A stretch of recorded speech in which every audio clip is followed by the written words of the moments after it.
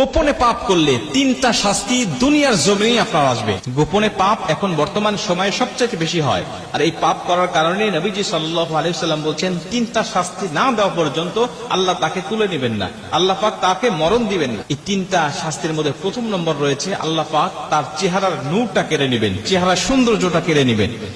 আপনি মোবাইলের মাধ্যমে অথবা পরনারীর মাধ্যমে অথবা বন্ধু বান্ধবীদের মাধ্যমে আপনি গোপনে পাপ করছেন, বিভিন্ন রকম পাপ আপনি করছেন। এই পাপ করার কারণে সর্বপ্রথম আপনার চেহারার নূর আপনার নষ্ট হয়ে যাবে। হতে পারেন আপনার কালো, এই কালো চেহারার মধ্যেও নূর থাকলে তাকে সুন্দর দেখা যায়।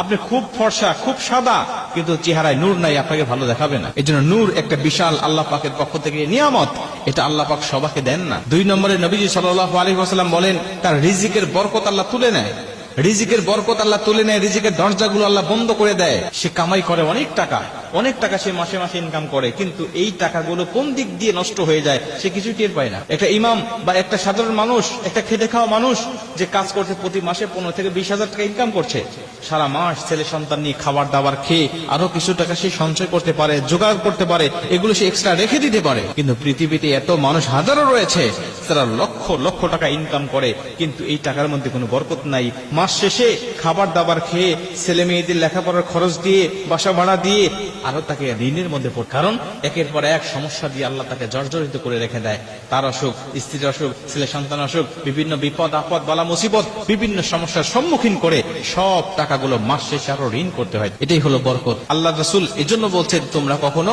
গোপন পাপে লিপ্ত হবে না, প্রকাশ্য পাপেও লিপ্ত হবে না। এই পাপগুলো যখন মানুষ করে তখন আল্লাহ পাক তার রিজিকের দরজাগুলো বন্ধ করে দেয়। 3 নম্বরে নবীজি সাল্লাল্লাহু আলাইহি ওয়াসাল্লাম বলেন সৃষ্টি জগতের মন থেকে তার মায়া আল্লাহ পাক তুলে নেয়। কারণ নবীজি সাল্লাল্লাহু আলাইহি ওয়াসাল্লাম বলেন যখন আল্লাহ পাক কোনো ব্যক্তিকে ভালোবাসে তখন ফেরেশতারা ভালোবাসে, ফেরেশতারা যখন ভালোবাসে তখন এই ভালোবাসাটা পৃথিবীর সমস্ত মাখলুকাতের উপর ঢেলে দেয়। পৃথিবীর সমস্ত মাখলুকাতের অন্তরের মধ্যে যখন ঢেলে দেওয়া হয় তখন সমস্ত মানুষগুলো তাকে ভালোবাসা শুরু করে। কিন্তু যখন কোনো মানুষ গোপনে পাপ করে তখন আল্লাহ তাকে ভালোবাসে না, ফেরেশতারাও তাকে ভালোবাসে না, আর ফেরেশতারা সমস্ত মানুষের অন্তর থেকে তার ভালোবাসাটা কেড়ে নেয়। প্রিয় ভাই, এজন্য আমরা সবসময় চিন্তা করব, আমরা সবসময় মনে রাখবো আমরা কোনোভাবেই যেন আমরা মানুষগুলোকে কোনো পাপেই যেন আমরা লিপ্ত না হই। সবসময় আমরা পাপ মুক্ত থাকবো। পাপ মুক্ত যখন কোনো মানুষ থাকে তখন অন্তরের মধ্যে একটা প্রশান্তি আসে। পাপ মুক্ত যখন থাকে মানুষ ইবাদতের মজা পায়। পাপ মুক্ত যখন থাকে নিজেকে ফ্রেশ মনে হয়।